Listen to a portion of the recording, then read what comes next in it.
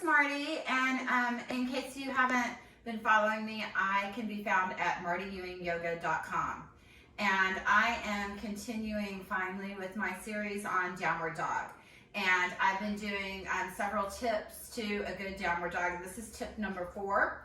And if you're just tuning in, you can look at the other videos on my YouTube channel, and they'll give you the previous tips to a really perfect downward dog. By perfect, I mean it lengthens the spine, engages the shoulder stabilizers.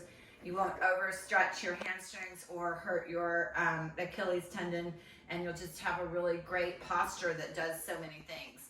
So this tip is about shoulder stabilizers. So the one specific shoulder stabilizer that we want to engage is the serratus anterior. It lives right here. If you do your hand like half a cactus arm and move it up and down and place your hand right under your arm, you can feel your serratus anterior move. So what we want to do is engage it. It's one of those stabilizers that holds your shoulder into place. It attaches to your ribs.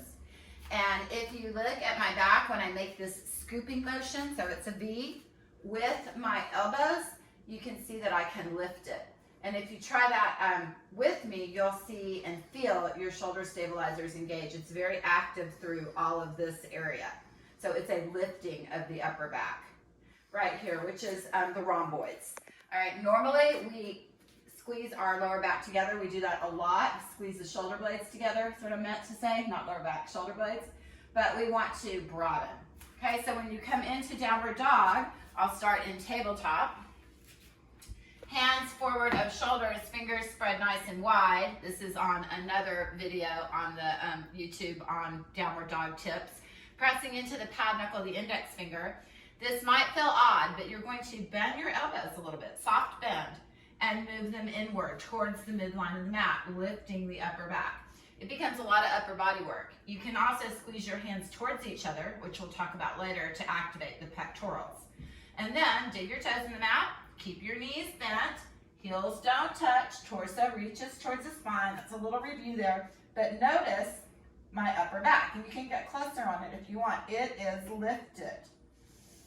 And we'll take a nice deep breath into the upper back.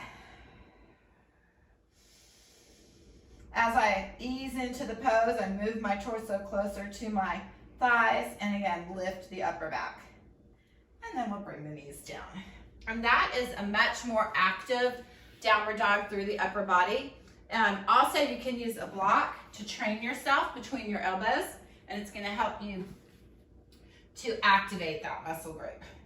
So, thank you so much for letting me share my shoulder stabilizer downward dog with you. I do group and private lessons, but I hope you're getting a lot out of my YouTube channel. Feel free to comment below or reach out to me if you have any questions. I love to connect with my students. May you be filled with love, may you be filled with kindness, may you be filled with compassion, and may you be filled with good health. Namaste.